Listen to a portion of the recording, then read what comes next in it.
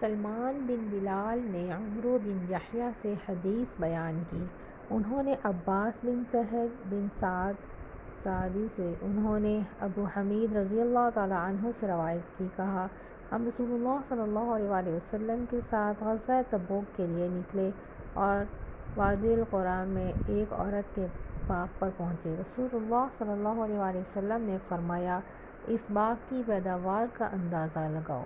ہم نے اندازہ لگایا، رسول اللہ صلی اللہ علیہ وسلم نے 60 من کا اندازہ لگایا۔ آپ نے اس عورت سے فرمایا اس کے جتنے دست بنیں گے ان کو شمار کر کے رکھنا، یہاں تک کہ ہم انشاءاللہ تمہارے پاس لوٹ کر آئیں گے۔ پھر ہم چل پڑے یہاں تک کہ تبوک آ گئے۔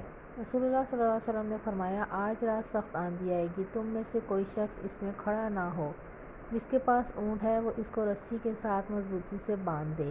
پھر سخت آندھی آئی، ایک شخص کھڑا ہوا تو ہوا نے اس کو اٹھا کر دی کہ دونوں پہاڑوں کے درمیان جا پھینکا۔ پھر ایلیہ کے حاکم ابن علمہ کا قاصد رسول اللہ صلی اللہ علیہ وسلم کی خدمت میں خط لے کر آیا۔ اس حاکم ایلیہ نے رسول اللہ صلی اللہ علیہ وسلم کے پاس ایک سفید خچر بھی تحفے کے طور پر بھیجی۔ رسول اللہ صلی اللہ علیہ وآلہ وسلم نے بھی اس کی طرف خط روانہ فرمایا اور ایک چادر بطور تحفہ بھیجی۔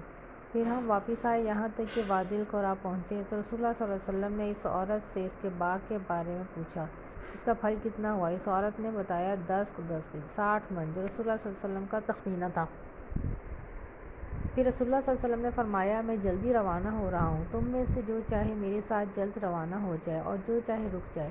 ہم وہاں سے نکل پڑے یہاں تک کہ مدینے کے بالائی حصے میں پہنچ گئے۔ رسول اللہ صلی اللہ علیہ وآلہ وسلم نے مدینہ کو دور سے دیکھتے ہی فرمایا یہ طیبہ عمدہ پاکیزہ شہر ہے اور اس کے قریب یہ احد ہے، یہ ایسا پہاڑ ہے جو ہم سے محبت کرتا ہے اور ہم اس سے محبت کرتے ہیں۔ پھر جیسے ہی انصار کے گھر نظر آنے لگے تو آپ صلی اللہ علیہ وآلہ وسلم نے فرمایا انصار کے گھروں میں سے خیر و برکت والے گھر بنو نجار کے ہیں، پھر بنو عبد الاشہل کے، پھر بنو عبد الحارث بن خزرج کے اور پھر بنو ساعدہ کے۔ انصار کے سارے ہی گھروں میں خیر و برکت ہے۔ اتنے میں سعد بن عبادہ رضی اللہ تعالیٰ عنہ ہمارے ساتھ آ ملے تو ابو اسید رضی اللہ تعالیٰ عنہ کہنے لگے تم نے نہیں دیکھا کہ رسول اللہ صلی اللہ علیہ وسلم نے انصار کے گھروں کی خیر و برکت کا ذکر فرمایا تو ہمیں سب سے آخر میں رکھا؟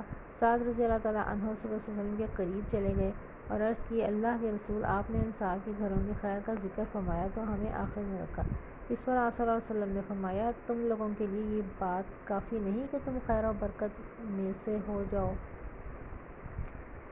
صحیح مسلم حدیث نمبر 5948۔